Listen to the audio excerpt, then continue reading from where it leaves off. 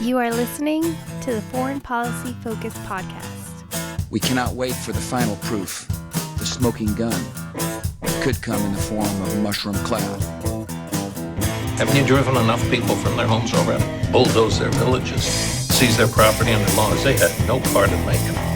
Now working in Libya with friends and allies, we've demonstrated what collective action can achieve in the 21st century. Now the host of the show, Kyle Inslee. This is episode 482 of the Foreign Policy Focus podcast. On today's show, I'm talking about the expanding U.S. government spending and powers as it continues to exploit the coronavirus crisis. I have some updates on what's going on in Korea. There's some questions about Kim Jong-un's health and the status of U.S. forces in South Korea. And then I'm going to cover the unity deal signed in Israel between Prime Minister Benjamin Netanyahu and his main challenger, Bernie Gantz, who some suspected was actually going to remove Israel's longest-sitting prime minister from power. All right, everybody, I need you to share the show. You find it online at the Libertarian Institute, where I am the news editor and write the daily news roundup. You find the news roundup and the show on the homepage, libertarianinstitute.org. If you're a new listener to the show, make sure you subscribe to it somewhere. If you want to donate to the show, you could do that at patreon.com/foreignpolicyfocus. The first story I have on today's show is a very disturbing one for anybody living in the U.S., where in Wisconsin, you had a police officer show up at a home because a young girl was posting about her belief that she had coronavirus on, I believe, Instagram. So here's the story. Young girl in her teen years believes she has coronavirus, and of course, kids use social media. And so she's posting about it and stuff like that. And it's basically her saga where, she's pretty sure she has it. She goes to the hospital, can't get tested. It gets worse. She goes to the hospital, gets tested, and it comes back negative. And then she says, well, the doctors told me that I could still have had coronavirus anyways. I don't know if she pointed this out or if it was just the author of the article. There's a lot of false negatives in testing. That's something that me and Will had talked about in the last episode. But after a certain point of having the coronavirus, they now suspect that you could test negative for it, even if you're still showing symptoms. And so it seemed very possible that the young lady was right that she did have coronavirus. But at the end of the day, it's just some young girl posting on Twitter. And everybody should view it that way. If you're a journalist or a reporter, you shouldn't take her story off of Twitter and just post and be like, oh, look, here's a girl who couldn't get tested. And then she tested negative, but she actually had coronavirus. You have to do your research by talking to doctors and stuff. Does this sound plausible? Does it sound right? Maybe reach out to her family, her parents. Maybe her parents tell you, our girl tends to lie a little bit. This actually didn't happen at all. But, it seems like it did. So anyway, she posts all of that, and then she gets a knock on her door from a police officer. And the police officer tells the father that it must be deleted or people in the household were going to start to be arrested for disorderly conduct. I'm not sure if that meant they were going to arrest the parents or the daughter. Either way, it's an absolute violation of the First Amendment, and anyone who has even, set foot in, an American government school should absolutely, be able to comprehend that, somebody could post what they want to on Twitter. And so that's very disturbing. Apparently the family deleted it, but then contacted a lawyer. So hopefully, if she wants to put her tweets back up, she should, or Instagram post or whatever the hell they are back up, she should be able to do that. And that, the police officer who enforced this, the sheriff that told the officer to carry this out, they should all be sued. They should lose their job. They should be fined. You can't infringe on the First Amendment rights of Americans, especially young people. It's atrocious. So looking at how, this isn't necessarily the state, but, certainly Facebook is a company that's getting more and more in bed with the state. But Facebook is now censoring people who wish to organize their open up the government protests. Now, in a sense, this isn't a violation of First Amendment rights as the police officer was, because Facebook doesn't have the force of law, and, you use emails, Meetup, etc., telephone calls. There's ways to do things. It's not like Facebook is, pointing a gun to everybody's head and saying that, hey, you can't have the freedom to assemble and have these protests. And so I'm not criticizing Facebook from that direction, but I do think it's important that our social media platforms keep a very strong free speech policy. And at times that's going to mean speech that we're uncomfortable with. However, the freedom of expression is just too important to value as a society. And I also, think this is just something to point out that if we're okay with Facebook censorship, then the government is going to seize those powers, and there's not going to be people pushing back because they're saying like, hey, that we see this as saving lives. Honestly, I guess on a political sense, I'm not like opposed to the open up government protesters. I certainly think it's important that the people who are being harmed by the lockdown also have a voice. The mainstream media has really highlighted the voices of the people who are suffering from coronavirus, and I don't want to diminish that and say that there aren't hundreds of thousands of Americans affected, but now tens of thousands of dead Americans because of it. That's a lot of lives touched and lost by the coronavirus. At the same time, there's now 20 million people out of work because of this, and that's a very strong asterisk at least number, because that's just the people who have applied for unemployment benefits, Uber drivers or whoever else who can't get very good work, or maybe people who don't necessarily think they qualify or would file for unemployment if you're a young person who I know one of my favorite restaurants is shut down because of the coronavirus. I'm not sure if all the high school age looking kids in there are filing and collecting unemployment, but nonetheless, they have also lost their income. And so, that's a lot of lives that were very much harmed. Leading up to this, there's people that were starting businesses, opening restaurants who, may have sunk their whole life savings into a project that's now absolutely ruined. And it's all, because of the government dictate. I think there should be some allowance for risk and chance here. And if people want to take that, they have to have the right to do that. So, I'm not myself going to attend any of these open up protests, and, looking at, I think that people could probably take a little bit more care and caution to make sure they're practicing social distancing or whatever. But on the other hand, the cops are most of the time, anybody who's speaking out against it, nobody practices perfect social distancing, especially, in the U.S. right now. So an interesting poll I saw in The Hill is that 74% of Americans are concerned that their rights will be permanently rolled back because of what happened with the coronavirus. Now, the other disturbing thing I've seen is that 70% of people support these tight restrictions as a response to the coronavirus. And so I guess, people kind of have a short-term fear and a long-term fear. And it seems like, they're at this point much more willing to act and allow on their short-term fear of the coronavirus having these very strict lockdowns, rather than understanding that, the long-term loss in liberty could be so much more detrimental to our lives. One thing that I'm becoming increasingly concerned about is just how built up the whole coronavirus thing has become, to the point where I'm seeing articles saying that, counter protesters win and now they're basically killing people and now they don't deserve medical treatment because they've exposed themselves to this voluntarily. And that kind of rhetoric, well, I know it's just a small sample sometimes on social media, at the same time is somewhat pervasive, and you start to see it from the check marks on Twitter too.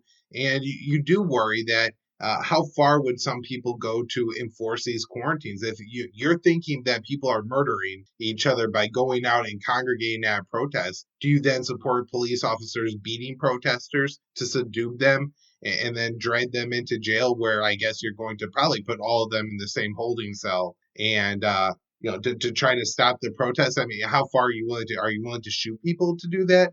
Because the state's reactions to these are always to use force. And so if people are saying that, well, hey, we have the natural right to assemble, we're going to go out there and assemble it, and you say that's a threat to us, then you're willing to use force, to enforce it, it gets problematic very quick and bloody and dangerous. I think we just have to be very open-eyed about what path we could be going down. Now, while all this is going on and capturing most of the coronavirus-related headlines, there's a lot going on in the Pentagon that we need to keep our eye on. Specifically, the Pentagon planning to include a lot of their preferred contracting companies in the next round of bailouts. So we've already seen Boeing get money, but Lockheed, Raytheon, Honeywell, all these other companies that maybe they are somewhat impacted by the coronavirus. The Pentagon is now leaning on Mexico to reopen some plants that are involved in the supply line for some U.S. weapons. So, maybe they are being somewhat economically damaged, but these are the companies that have been the biggest welfare queens of the American system for so long. They're the ones that need to be cut out now. Also, let's look at this. It looks like the coronavirus is a hell of a lot more deadly to Americans than anything any kind of terrorist or Osama bin Laden wannabe is at this point. And so I think the Pentagon should have its budget cut as people realize that the biggest threat isn't, this external Russia, China. They're not killing our soldiers. And they're not killing Americans. It's in fact, just kind of natural events. And at times, the natural events, while couldn't perfectly always be stopped, sometimes the novel virus happens. Sometimes the Black Plague happens. Like, these are things that there may be better or worse reactions to, and in hindsight, you could help maybe made some better choices. But there's no perfect response to some of these events. At the same time, there are some things that you can obviously start doing, like not spending huge portions of the budget, $1 trillion a year, on the military when there's not an external military. A couple other stories going on in the U.S. Trump says he plans to sign an executive order that will prevent all legal immigration from happening. I mean, it seems like this coronavirus thing took a leap in this, and maybe this happened a long time ago and I've been naive. But it seems to me that there used to at least be a conversation about presidential powers that just doesn't happen anymore. So there is some debate I'm seeing, especially from the left, saying, oh, this is Trump being racist and this is wrong. And there's reasons to argue that. But I'm not seeing anybody say, wait, does the president even have the remotest power to do something like this? I think it would be a much more effective argument from the left, in fact, and it always surprises me that they ignore it. The Trump administration is also deporting a lot of people. Guatemala says that 50 of the migrants that were deported back to their country from the U.S. then tested positive with coronavirus. I hope they're not loading all the coronavirus patients up on planes and sending them to these, kind of Latin American countries, just because these countries typically aren't as wealthy as the U.S. and don't have as advanced healthcare systems. And so, spreading this to those countries is going to be more harmful than it would be in the U.S. And so it just seems like a terrible thing to do at a time like this. All right, so the updates on the U.S. troop deployments in South Korea. Now, the U.S., of course, has military contingency plans to withdraw from South Korea should X, Y, and Z events happen. And so they have preparations on how, what equipment will leave in what order, what people will leave in what order, and all that. But apparently they're updating those plans right now. And this is in the middle of this ongoing conflict between the U.S. and South Korea that's really been a big issue throughout the Trump presidency, and that is Trump wanting South Korea to pay more for, I think, the nearly 30,000 U.S. troops deployed to South Korea. Now, the numbers between what the Trump administration want and what the South Koreans are willing to pay are absurdly different. There's a Mustang parked outside my apartment right now, and if I go out there and offer the guy $1,000 for it, there's no reason for us to really continue negotiation. I mean, he would, take $20,000 at probably a minimum. And if I'm only offering $1,000 to start, it's not like, oh, maybe we can meet somewhere in the middle. It's just obviously you're too far apart. And the Trump administration, I think, is demanding 4 or 5 times over what the South Korea's, what they call best offer is. This has led the U.S. to furloughing a whole bunch of South Korean workers in the middle of this coronavirus crisis who worked at or for the U.S. government in South Korea.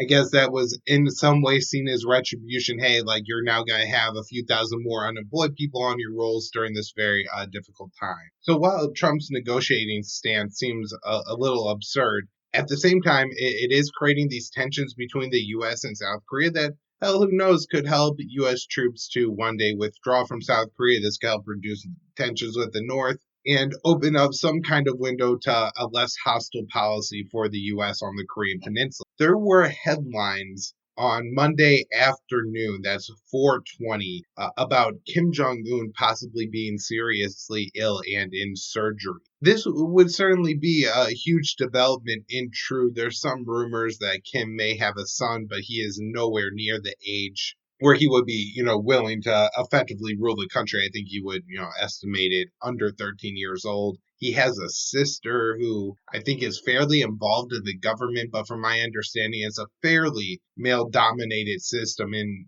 North Korea, and I'm not sure she could just ascend to the throne without either pushback or, some legitimacy questions for that reason. And so it could cause a lot of turmoil in South Korea if Kim Jong-un has passed away. People do note that he is obviously at least somewhat obese. I'm not sure if he has other health conditions along with that, but maybe he is severely impacted by the coronavirus or something like that. However, both Chinese and South Korean sources have come out and said that it does not appear that Kim is undergoing any kind of serious health crisis. And so that may or may not be true at this point. All we're getting is rumors. And I guess until I see, some video footage of Kim that could be verified to be, within the past couple of days, I guess, people are going to continue to question and not so wrongly question if the leader has some illness. At the same time, you do have to wonder if this is like some kind of U.S. or CIA plot to try to, foster illegitimacy or instability in North Korea.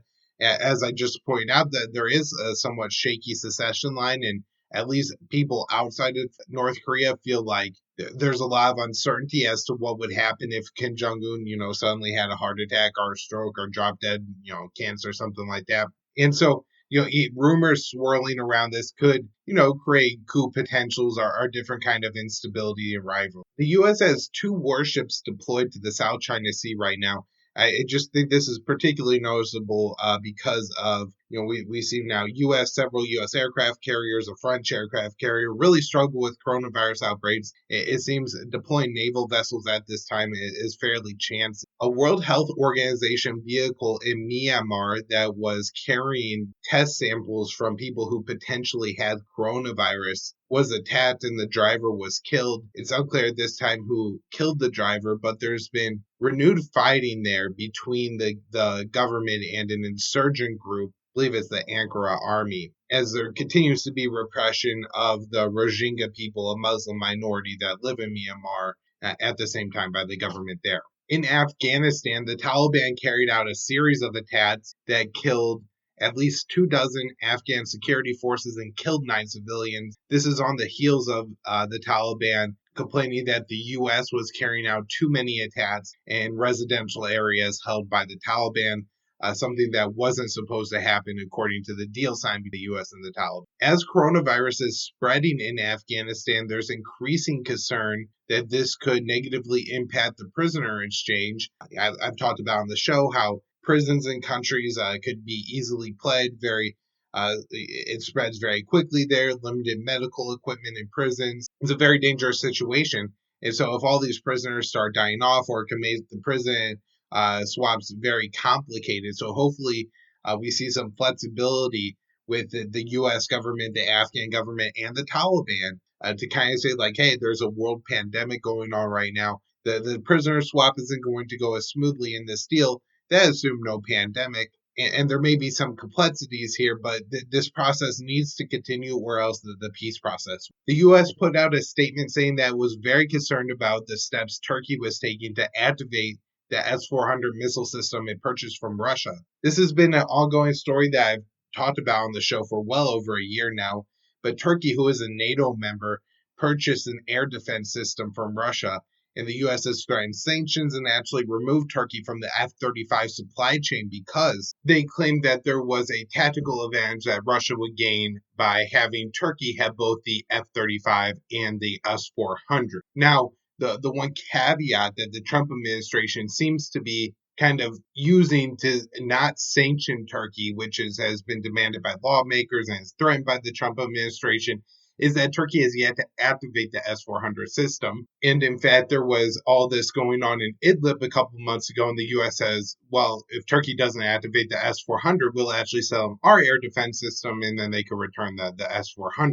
Now, it seems like if Turkey is moving towards activating the S-400 still, then they're probably not going along with that, and we'll see what happens when they activate it, if that means U.S. sanctions will also be activated. So we have some big news coming out of Israel, where the longest sitting and incumbent prime minister, Benjamin Netanyahu, has signed a unity of government deal with his main political challenger the past year, General Benny Gantz. Now, simplified in the Western media, Gantz is a centrist running against the hard right Netanyahu, when really the center is pretty far right, at least when it comes to Palestinian issues, because part of this unity deal will be a annexation vote that could happen as early as July 1st. The Israeli plan would annex a bunch of portions of the West Bank that have like settlements and are controlled by the Israeli military. This will essentially make it impossible for the West Bank to ever exist as any kind of independent Palestinian stateless state or anything like that, as it's going to fragment it into several kind of discontinuous pockets. Now, I guess the annexation plan that goes through may be scaled back from the ones with the maps that we've already seen.